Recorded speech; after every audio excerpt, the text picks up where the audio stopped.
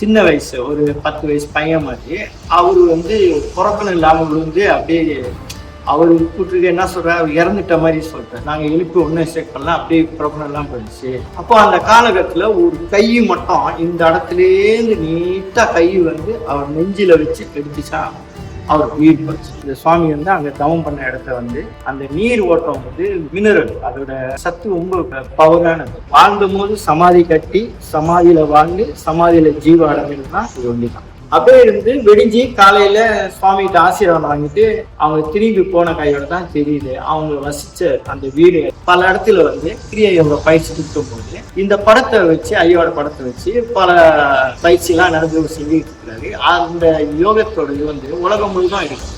கிரியா யோகா நிறைய வந்து இந்த பறந்து ஈகிள் சொல்லுவாங்க, அது வந்து அப்படியே வட்டம் கொடுத்து ஆச்சு. அப்படியே கணக்கு பண்ணும்போது நிறைய லட்சக்கணக்கில், அதுக்கு மேல கணக்கு பண்ண முடியாதனோட நாங்க வந்து வானத்திலே இருந்து தீபம் எடுத்து இப்படி நடந்தது நாங்க வாழ்க்கையில பார்த்ததே இல்லை.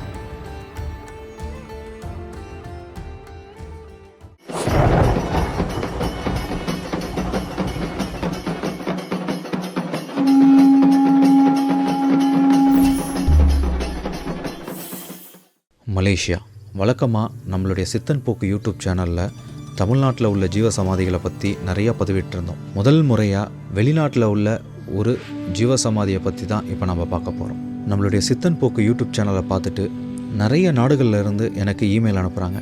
அதில் மலேசியாவில் உள்ள சப்ஸ்கிரைபர் அவர்கிட்ட என்னை தொடர்பு கொண்டு பேசும்போது அவர் அடிக்கடி என்கிட்ட சொல்லுவார், நான் தினமும் ஒரு ஜீவ சமாதிக்கு போவேன், அங்கே போய் உக்காந்தனா எனக்கு அவ்வளோ நல்ல வைப் இருக்கும் அப்படின்னு சொல்லுவார். அப்படி அவர் எனக்கு ஒரு ஃபோட்டோ அனுப்பிச்சார். அந்த ஃபோட்டோவை பார்த்தோன்னே எனக்கு அந்த ஃபோட்டோலேயே அவ்வளோ ஒரு நல்ல வைப்ரேஷன் கிடச்சிது. அப்போ அவர்கிட்ட நான் சொன்னேன், எனக்கு மலேசியாவில் ஒரு ஜீவசமாதி இருக்கிறது ரொம்ப ஆச்சரியமான ஒரு விஷயமா இருக்குது. அது மட்டும் இல்லை, இந்த மகானை பார்க்கும்போதே எனக்கு இவரை பற்றி பதிவிடணும் அப்படின்ட்டு ரொம்ப ஆசையாக இருக்குது. என்னால் வந்து மலேசியா வந்து இதை பதிவிடுறதுக்கு எவ்வளோ நாள் ஆகும், இல்லை எவ்வளோ ஆண்டுகள் ஆகும்னு தெரியாது, எனக்கு ஒரு உதவி செய்யுங்க, இவரை பற்றி எனக்கு ஒரு பதிவு வேணும் அப்படின்னு சொல்லிட்டு அவர்கிட்ட நான் ஒரு விண்ணப்பம் விட்டுருந்தேன். அவருக்கு வந்து இதிலெல்லாம் வந்து கொஞ்சம் கூட நாட்டம் கிடையாது. இருந்தாலும் இந்த மாதிரி மகான்கள் வெளியில் வரணும் அப்படின்ட்டு அவர்கிட்ட நான் ஒரு விண்ணப்பம் சொல்லியிருந்தேன். பிறகு அவர் அங்கே உள்ள ஜீவசமாதியை பார்த்துக்கிறவர்கிட்ட நான் வந்து பர்மிஷன் கேட்டுட்டு தான் இது பண்ணணும்னு சொல்லி அவர்கிட்டையும் பர்மிஷன் வாங்கி நமக்காக வீடியோ எடுத்து அனுப்பிச்சிருக்காரு. அந்த வீடியோவை தான் நான் இங்கே பதிவிட்டிருக்கேன். அவருடைய பேர் கூட இங்கே சொல்ல வேணாம் அப்படின்னு சொன்னதுனால நான் பேரை சொல்ல விரும்பலை. அவருக்கு என்னுடைய மனமார்ந்த நன்றி. கண்டிப்பாக உங்களுக்கு இந்த வீடியோ பிடிக்கும்னு நினைக்கிறேன். வாங்க இப்போ இந்த வீடியோக்குள்ளே போவோம். வணக்கம், நமஸ்கார். இது வந்து சித்தரோட ஜீவசமாதி. இந்த சித்தர் வந்து மௌன சித்தன்வாங்க, இல்லை மௌன சுவாமின்னு வாங்க. இதோட ஹிஸ்டரி வரலாற்று எடுத்துக்கிட்டிங்கன்னா 17ஆம் நூற்றாண்டுலேருந்து ஆரம்பிச்சு. ஆதியில் வந்து தண்ணீர் மலை, விநாயகங்கள தண்ணீர் மலை தைப்பூசம் விழாலாம் செய்வாங்க. அதுக்கும் முன்பு ஒரு ஒரிஜினலான இருந்த இடம் வந்து அந்த காட்டு உள்ளார, அங்கதான் சுவாமியோட ஆரம்ப பூர்வீகமான இடம் வந்து அங்கேருந்து வந்தது. அவர் வரலாற்றுப்படி நம்ம பார்த்தோமா, சுவாமிகள் வந்து திருமருகு கூட்டத்தோட ஒரு சித்தர்கள் கூட்டமாக தான் வந்திருக்காங்க, ஒண்டி இல்லை. சுவாமி கூட பல பேர் எல்லாம் இருந்து வந்திருக்காங்க. நம்மளோட நம்பிக்கை எப்படின்னா, அவர் வந்து இமயமலையிலேருந்து அங்கிருந்து அப்படியே பர்மா, கம்போடியா, தாய்லாந்து, மலேசியா, அப்புறம் சில பேர் இந்தோனேஷியா வரைக்கும் போயிருக்காங்க சொல்றாங்க. அப்புறம் திரும்பி வந்து இந்தியா ஊருக்கு போயிருக்காங்க.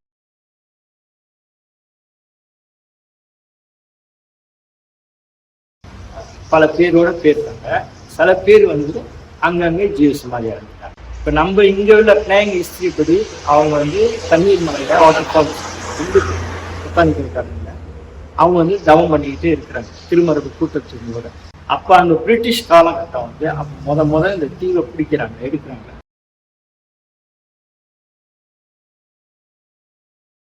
சன் பிரான்சிஸ் அவர் தான் அந்த தீவை வந்து ஓப்பன் பண்ணுறாங்க. அப்ப அவங்க வந்து அந்த தண்ணி ஓட்டத்தை வச்சு அந்த மலையில எங்கேருந்து அந்த தண்ணீர் வருதோ அங்க போய் குடி நாட்டுவாங்க. அப்ப அந்த ஊரை வந்து அவங்க குடிச்சிட்ட மாதிரி இருக்கும். அப்படி போகும்போது அந்த காட்டுல அந்த தண்ணி ஊற்ற இடத்துக்கு வரப்போகும்போது அந்த இடத்துல ரொம்ப பேர் இருக்கிறாங்க, சித்தர்களா ஞானிகள்லாம் அங்கே இருக்கிறாங்க. ஆனால் அவங்க எப்படின்னா ஆதி காலத்தில் இருப்பாங்க, சடமுடியாக நெக்கட்டாக இருப்பாங்க, சடையாக இருப்பாங்க, கோவணம் மட்டும் வெட்டிக்கிட்டு துண்டு மாதிரி இருக்கிறது. அப்படி காட்டுள்ளார தண்ணி ஊற்றி தான் அந்த இடத்துல கவனம் பண்ணிட்டு இருக்காங்க. அப்போ வெள்ளக்காரங்க என்ன நினச்சாங்க, நம்ம வந்து தீவை நம்ம தான் பிடிச்சோன்னு சொன்னோம் பார்த்தோம். இந்த தீவில் யாருமே இல்லைன்னு சொன்னாங்களா, இப்போ ஆள் இருக்கிறாங்களா, இவங்கெல்லாம் காட்டுக்காரவங்க நினச்சி ஊர்லேருந்து வந்தவங்க அவங்களோட ஒர்க்கர்ஸுங்க தான் பேச வைக்கிறாங்க. அப்போ பேசும்போது தான் தெரியுது அவங்க வந்து காட்டுக்காரங்க இல்லை, அவங்க வந்து சித்தர்கள். அவங்க வந்து இந்த இடத்துல வந்து தேர்ந்தெடுத்து இந்த இடத்துல தவம் பண்ணிக்கிட்டு இருக்கிறாங்க. அப்போ பிரிட்டிஷ்காரன் என்ன சொல்கிறான், அவர்கிட்ட உத்தரவு வாங்குங்க, நாங்கள் இந்த இடத்துல வந்து இது பண்ண போகிறோம். அப்போ சித்தர்கள் அவங்க என்ன சொல்கிறாங்க, இது வந்து பொது யார் வேணாலும் வசிக்கிறதுக்குன்னு இந்த தீவை நீங்கள் வந்து பண்ணுறாங்க, நாங்கள் ஒன்றும் பிரச்சனை பண்ணுறது பண்ணாங்க, நீங்கள் அதை எடுத்து செய்யுங்க அப்படின்னு சொல்லி உத்தரவு கொடுக்குறாங்க. அப்போ தான் ஆரம்பத்துலேருந்து இந்த சுவாமி வந்து அங்கே தவம் பண்ண இடத்த வந்து அந்த நீர் ஓட்டம் வந்து அது என்ன மினரல், அதோட சத்து ரொம்ப பவரானது. அப்போ அவங்க டெஸ்ட் பண்ணி பார்த்தோன்னா அந்த தண்ணி வந்து உலகத்திலேயே 7 இடத்துல தான் இருக்கும். அந்த தண்ணியை வந்து நம்ம வந்து பயன்படுத்தணும்னு சொல்லி அந்த தண்ணி வந்து தாங்கி கட்டி எடுத்துட்டு போவாங்க. இந்த தண்ணி வந்து இங்கேருந்து லண்டனுக்குலாம் எடுத்துகிட்டு போயிருக்காங்க கப்பல் மூலியமாக. ஆனால் எப்படின்னா வந்து அந்த 100 தொழிலாளிகள் வேலை இருக்காங்க, அவங்க தோலில் வந்து தாங்கி மாதிரி ஒரு பிளாஸ்டிக் மாதிரி கட்டி எடுத்துகிட்டு போயிருப்பாங்க. ஆனால் ஏற போகும்போது வலிக்கு விழுந்து அடிப்படுறது காயம்படலாம் இருக்க போகும்போது சாமிகிட்ட வந்து அவங்க வந்து ஆசீர்வாதம் வாங்க வராங்க. நாங்கள் இந்த தொழில் செய்யும்போது எங்களுக்கு ஆபத்து நடக்குது, விபத்து நடக்குது, இதுலேருந்து எங்களுக்கு ஆசீர்வாதம் பண்ணுங்க. அப்போ சுவாமி என்ன சொல்லியிருக்காரு, இது வந்து தவம் பண்ணுற மலை, தண்ணீர் மலை வந்து இது வந்து முருகன் வசிக்கிறாரு, நீங்கள் முருகனை வேண்டிட்டு நீங்கள் செய்யுங்க அப்படின்னு. அப்போ அங்கே உள்ள மக்களுக்கு வந்து முருகன்னா எப்படி மலையும் காடும் தண்ணியும் தான் இருக்குது, எப்படி நாங்கள் முருகனை பார்த்து வாங்குறோம். அப்போது நீங்கள் வேல் எடுத்துட்டு வாங்கன்னு சொல்கிறாங்க. வேலு வந்து அவங்க இந்த தொழிலுக்கு தானே வந்திருக்காங்க, அவங்க கையில் வேல் இல்லை, அவங்க செய்கிற வேலை அந்த பாறையெல்லாம் நீட்டணும், கடப்பை இரும்பு மாதிரி அந்த கடப்பை தான் கையில் இருக்கு. அப்போ பரவாயில்ல, இதை நுனியில் வச்சு வேல் மாதிரி அதை பாவனை பண்ணி அங்கே செய்யலான்னு. அப்போ சுவாமி கைப்பட அந்த அறியோம்னு ஆரம்பத்தில் ஊன்னு அந்த வேலு தான் இப்போ அங்கே தண்ணீர் மலை முருகன் கோயிலாக ஆரம்பிச்சது.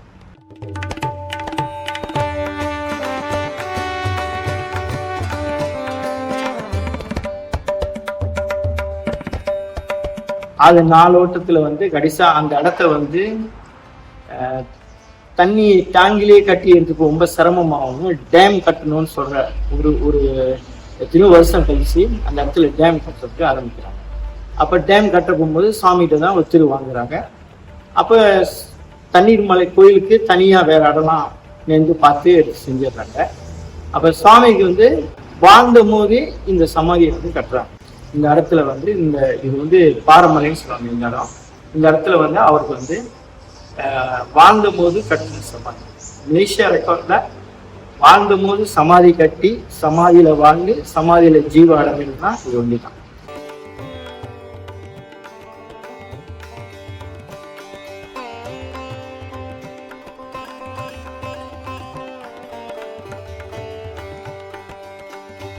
மித்ததுலாம் வந்து அவங்களும் பெரிய சித்தர்கள் தான். ஆனால் அவங்க வாழ்ந்து சித்தி ஆவண பிற்பாடு, அதாவது சமாதி ஆவணத்தையோட அவங்க அங்கே அடக்கம் பண்ணி அது மேலே பீடம் கட்டி சமாதி கட்டி, இது ஒண்டி தான் வாழ்ந்த போது கட்டின சமாதி.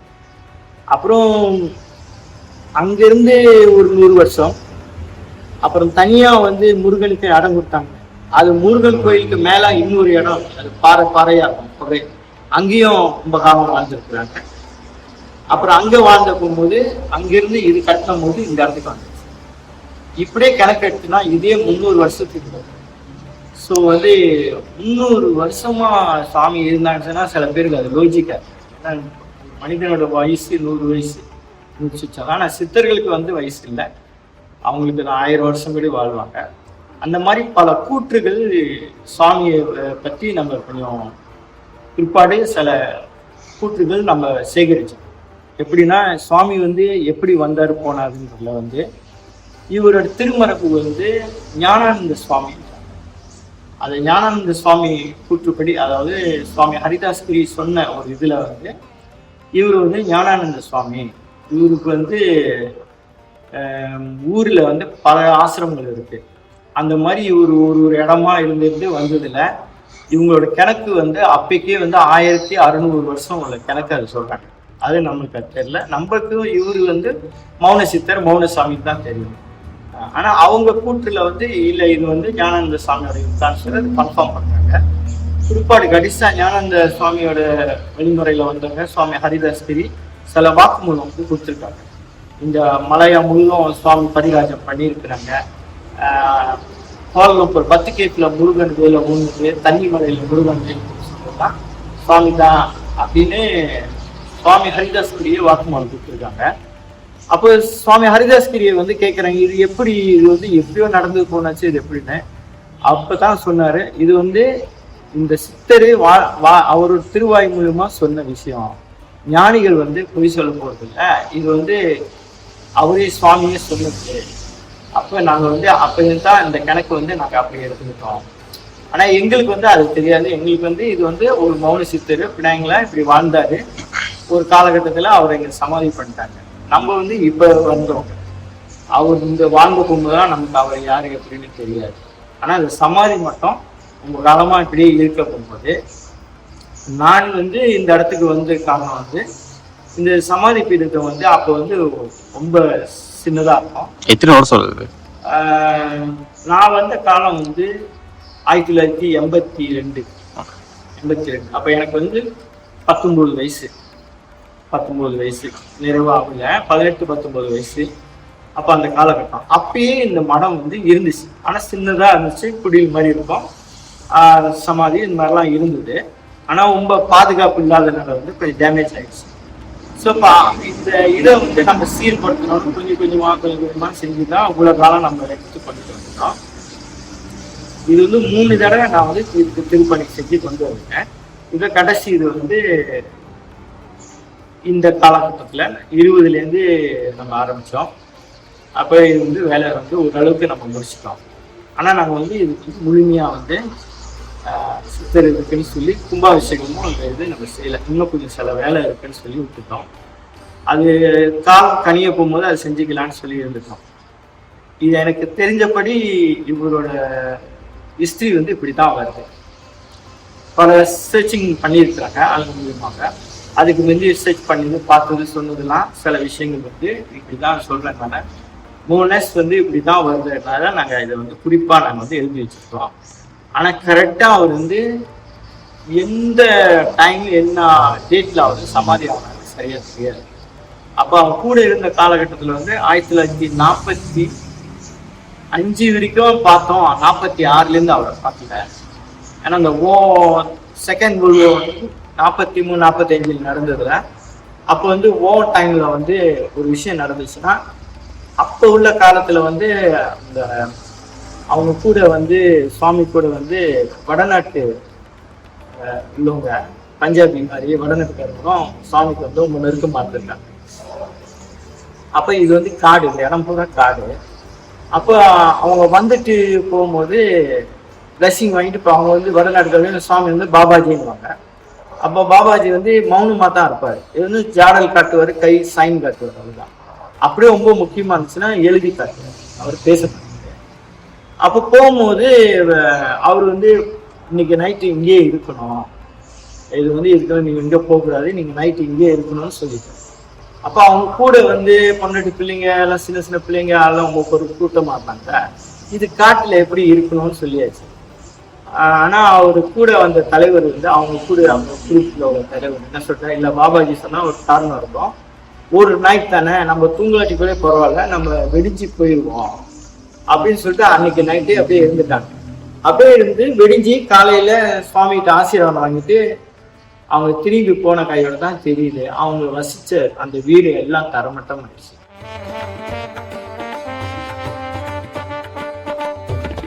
இந்த சித்திர இடத்துல வந்து மகிமைன்னு சொல்றாங்க. ஐயாவோட நடமாட்டம், ஐயாவோட அறிகுறியதா அப்படின்னு தெரிந்தாலும் ரொம்ப கேட்பாங்க. ஆனா நான் வந்து அப்படிலாம் நீங்க வந்து சாமி கும்பிடுங்க அப்படின்னு தான் சொல்லுவேன், அதை பத்தி எதுவும் பேச மாட்டேன். ஆனா ஒரு காலகட்டம் வந்து மக்களுக்கு வந்து இது உணர ஆரம்பிப்பாங்க, சில விஷயம் தெரியும்னு சொல்ல நம்மளுக்கு வந்து ஏற்கனவே கொடுத்த குறிப்பு 3 குறிப்பு கொடுத்தால, நான் யாருன்னு உலகத்துக்கே காட்டுவேன், என்னோட ஆற்றல் வானளவு தருவீங்க, என்னோட சமாதி பீடம் உலக பிரசித்தி பெற்ற சிவஸ்தலமாக மாறும் சொன்னேன். அந்த வாக்கியம் வந்து நான் ஒரு உலகத்துக்கே சொன்னேன். நான் நினைச்சேன் நம்ம ஒண்ணுமே சொல்லாம இப்படி உலகத்துக்கே தெரியும். அப்படி இருக்க போகும்போது ஒரு பழைய ஒரு 5-6 வருஷத்துக்கு முந்தி ஒரு வெள்ளைக்காரர் வந்தார். அவர் வந்து ஒரு சித்தர் மாநாடு கூட்டிட்டு வந்தாங்க, அமெரிக்கன். ஆனா அவர் வந்து ஊர்ல வந்து ரொம்ப இந்த சித்தர் இதெல்லாம் ஆராய்ச்சி பண்ணி அவரும் ஒரு வழியில இருக்கிறார். கிரியா பாபான்னு அந்த அந்த அந்த வழிமுறைகள்ல கிரியா யோகா வந்து பயிற்சி கொடுத்துக்கிட்டு வர்றாரு. அப்போ அவர் இந்த சமாதி பீடத்துக்கு வந்து அவர் ரொம்ப ஆச்சரியப்பட்டாரு. இப்படி ஒரு சமாதி இருக்கிறதே எனக்கு தெரியலையே, ரொம்ப பவர்ஃபுல்லா ரொம்ப ஆற்றலா இருக்குன்னு சொன்னாரு. அப்ப நான் அதை ஒரு பெருசா எடுத்துக்கல. அவரு சும்மா சிரிச்சேன். அப்போ அவர் சொன்னாரு, நான் வந்து ஜோக் பண்ணல, சும்மா சொல்லல, நான் உண்மையா சொல்றேன். நான் வந்து சமாதியெல்லாம் சர்ச் பண்ணி ஊரா நான் ஆராய்ச்சி பண்ணிட்டு வந்து தான் இதை நான் சொல்றேன். ஓ அப்படியா, இருக்கலாம் அப்படின்னு சொன்னாரு. அப்போ என்கிட்ட ஒரு பெர்மிஷன் கேட்டார். நான் வந்து இந்த கிரியா யோகா செய்யும்போது அந்த சில குருமார்கள் சித்தர்கள் படத்தை வச்சு செய்வேன். அப்போ இவரோட படத்தை ஒரு சின்ன நேம் கட் படம் மாதிரி இருக்கும், அதை வச்சு நம்ம செய்யலாமா சொன்ன. ஓகே செய்யலாம், ஒன்றும் பிரச்சனை இல்லைன்னு சொல்லி ஒரு சின்ன படம் இருக்கும். இப்போ அவர் வந்து பல இடத்துல வந்து கிரியா யோகா பயிற்சி கொடுக்கும் போது இந்த படத்தை வச்சு, ஐயோட படத்தை வச்சு பல பயிற்சியெல்லாம் நடந்து செஞ்சுட்டு இருக்கிறாரு. அந்த யோகத்தோட இது வந்து உலகம் முழுதான் இருக்கு, கிரியா யோகா. இப்ப அது மூலியமா ரொம்ப இடத்துல வந்து ஐயா யாருன்னு தெரியாது. அந்த உலகத்துக்கே காட்டுவேன்னு சொன்னாரு. எப்படி காட்டுவேன்னா இது மூலியமா பல விஷயம் போய் யூடியூப்ல போய், அப்புறம் அந்த ஃபேஸ்புக் எல்லாம் போய் ரொம்ப விளம்பரமா இந்த ஐயா பற்றி. அப்புறம் அதை தெரிஞ்சு சில பேர் வந்து டிவிலேருந்து வந்து நம்ம கொடுத்துட்டாங்க. அவங்களும் வந்து இந்த பயணம்னு சொல்லி ஒரு டாக்குமெண்ட்ரி மாதிரி எடுத்தாங்க. அப்புறம் வந்து பிறவி சித்தம்னு சொல்லி ஒரு டாக்குமெண்ட்ரி எடுத்தாங்க. இன்னும் சில பேர் அந்த மாதிரி ஒன்று சேர்க்கும்போது மலேசியாவில் வந்து டிவிலாம் இது வெளியாகும், மலேசியா முழுவதும் தெரிய ஆரம்பிச்சு. அப்போதான் நினைச்சேன் சுவாமி சொன்னது அது உண்மை தான், உலகம் முழுவதும் தெரிஞ்சிச்சு அப்படின்னு. அப்புறம் என்னோட ஆற்றல் வானலுக்கு அறிவியல் சொன்னாங்க. ஒரு காலகட்டம் வந்து இந்த கோயிலுக்கு மேலே, கோபுரத்துக்கு மேலே நிறைய வந்து இந்த பறந்து ஈகல் சொல்லுவாங்க, அது வந்து அப்படியே வட்டம் போட்டு ஆச்சு. அப்படியே கணக்கு பண்ணும்போது நிறைய லட்சக்கணக்கில், அதுக்கு மேலே கணக்கு பண்ண முடியாதனால நாங்கள் வந்து வானத்திலே இருந்து தீபம் எடுத்து காட்டணும்.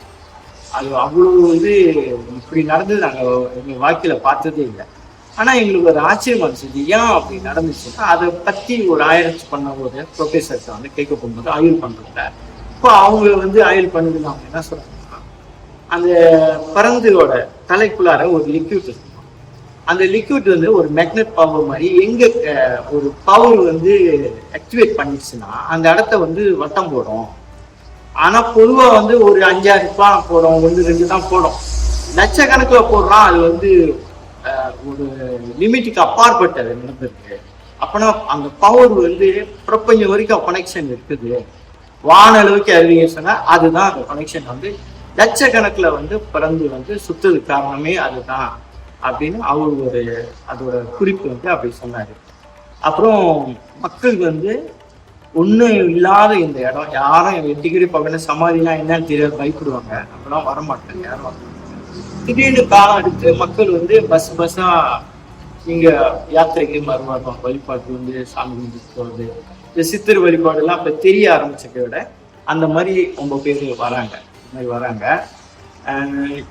நம்மளுக்கு ஆரம்பத்துல நான் வரப்போகும்போது அப்ப அந்த டைம்ல நான் சொல்றது ஒரு 40 வருஷத்துக்கு முன்பு வந்து ஒரு சீனர் வந்து நமக்கு வந்து டொனேட் பண்ணார். அப்போ உள்ள காசு பெரிய காசு 2000 டொனேட் பண்ணார். அந்த கோயிலாம் எடுத்து அப்புறம் ஆரம்பிச்சு சீனர். அப்போ அவர் வந்து சொல்லும் போது தான் அப்பதான் எங்களுக்கு புரிஞ்சு என்ன சொல்றாங்க. அவரு அதுக்கும் மிந்து அவர் வந்து சின்ன வயசுல இருக்கும்போது வந்து அவர் இந்த இடத்துல போகும்போது காடு, அந்த காட்டுல போயிட்டு இருக்கும்போது திடீர்னு மோட்டோ வந்து சரிஞ்சு வந்து இது இறக்கத்துல, இது மேல ரோடு கீழே இறக்கம், அந்த இறக்கத்துல விழுந்து அடிபட்டுட்டார். ஆனா அவர் கூட கூட்டிட்டு வந்தது ஒரு சின்ன அவரோட பிள்ளை, சின்ன வயசு ஒரு 10 வயசு பையன் மாதிரி. அவரு வந்து புறக்கணும் இல்லாம விழுந்து அப்படியே அவரு கூட்டிட்டு என்ன சொல்ற, அவர் இறந்துட்ட மாதிரி சொல்றாரு. நாங்க எழுப்பி ஒன்னும் சேர்க்கலாம், அப்படியே புறக்கணும் எல்லாம் போயிடுச்சு. அப்போ அந்த காலகட்டத்துல ஒரு கை மட்டும் இந்த இடத்துலேருந்து நீட்டா கை வந்து அவர் நெஞ்சில வச்சு எடுத்துச்சா அவர் உயிர் பறிச்சுட்டார். ஸோ அதுலேருந்து வந்து வருஷம் இந்த கோயிலுக்கு வந்து, ஆனால் அப்போ யாரும் இருக்க மாட்டாங்க, நான் வந்து சாமி கும்பிட்டு பழம்லாம் வச்சுட்டு போயிருப்பேன்.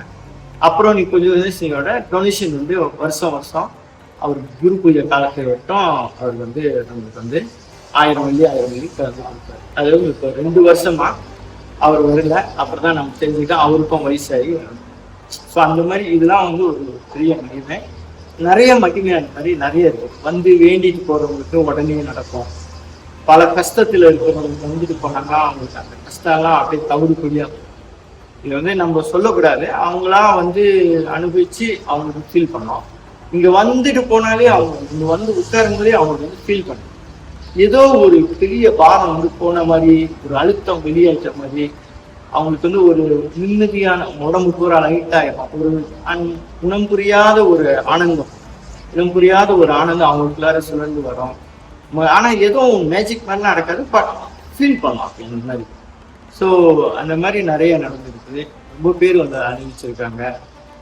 நோய்வாய் ரொம்ப கஷ்டப்படுறவங்களுக்கு வந்து வேண்டிட்டு போனோட குணமாகும். ஹாஸ்பிட்டல் போகிறதுக்கு வேண்டி இங்கே வந்து, ஏன்னா இதுக்கு பின்னாடி தான் லம்பாய் ஹாஸ்பிட்டல், ப்ரைவேட் ஹாஸ்பிட்டலுக்கு இங்கே வந்து வேண்டிட்டு போவாங்க.